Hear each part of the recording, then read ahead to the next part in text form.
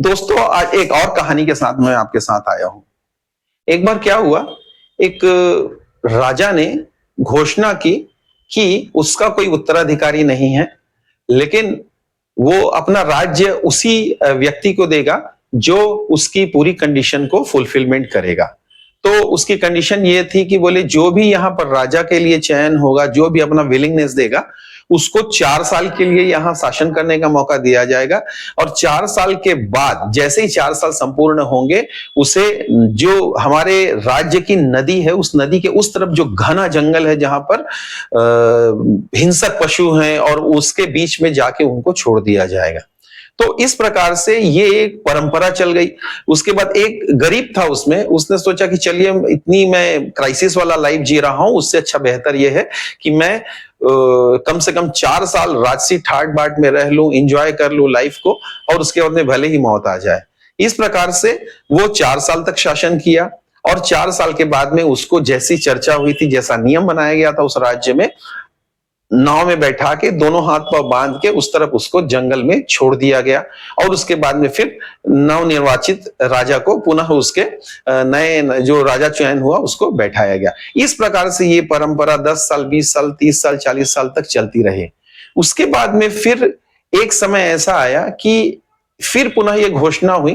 तो एक बड़ा बुद्धिजीवी लड़का था, उसने बोला कि ठीक है, इस बार मैं राजा बन जाता हूं। अब वो राजा बन गया। नियम तो उसे भी मालूम थे कि अगले 4 साल तक वो एंजॉय करेगा, और 4 साल के बाद उसको ऐसी जंगली जानवरों के बीच में उसे छोड़ दिया जाएगा। तो उसने कुछ सोचा, और सबसे पहले उसने एक न्यू टाउन फॉर्मेशन कमेटी बनाई। ठीक है, और उसने बोला कि हमारा राज्य का जो सिस्टम है ये थोड़ा सा छोटा पड़ रहा है जनसंख्या के हिसाब से, हम एक एक्सपेंशन करेंगे। तो उन्होंने कहा कि एक काम करिए, सबसे पहले एक कमेटी बनाई, बोली कि ये जो नदी के उस तरफ वाला जो जंगल का क्षेत्र है, उसमें जितनी भी लकड़ियां हैं, पेड़ हैं, वो सब काट दिए जाएं, और जो भी जंगली जानवर है ना, उन सभी लोगों को संरक्षित करके उनके लिए एक बढ़िया सा बच्चों के लिए जू बनवाया जाए। इस प्रकार से ये उन्होंने आदेश पारित कर दिया। लगभग 2 साल में वहां पर जंगलों की कटाई हो गई, और पूरे जंगली जानवरों का एक खूबसूरत सा जू बना दिया गया। उसके बाद में 2 साल संपूर्ण होने के बाद में अब उस राजा ने अगला डिसीजन लिया कि वहां पर टाउनशिप डेवलप की जाए, मल्टीप्लेक्स बनाया जाए, घर बनाया जाए, बिल्डिंग्स बनाया जाए, ऑफिस बनाया जाए, कलेक्ट्रेट बिल्डिंग रहेगी। तो ये सब चीजें, इंफ्रास्ट्रक्चरल डेवलपमेंट वहां पे किया गया।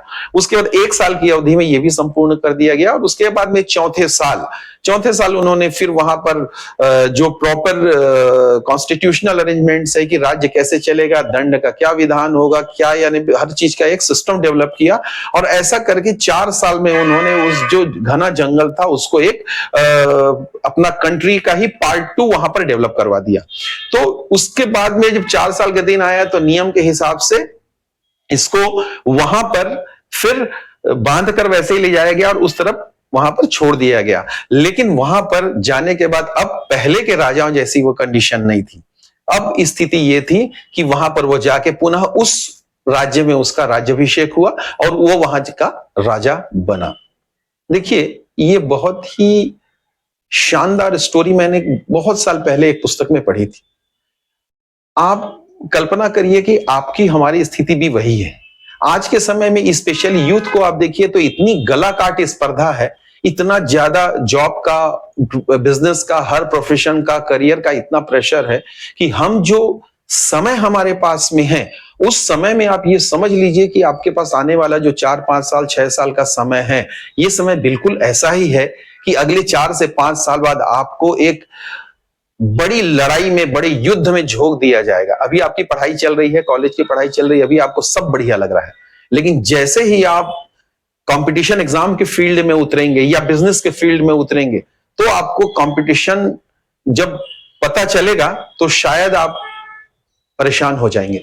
तो आपके पास में अभी जो समय है, उसको आप बिल्कुल इस कहानी के राजा की तरह प्लान करिए, यूज करिए, और इसको अगर आप सही ढंग से प्लान कर पाएंगे तो आप अपने जीवन में, करियर में बहुत कुछ बेहतर कर पाएंगे। मैं फिर से बोलूंगा कि टाइम और एनर्जी, 2 चीज आपकी सही जगह में इन्वेस्ट करिए।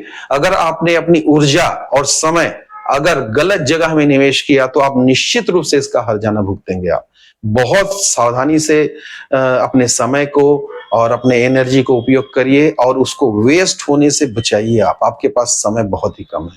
Thank you.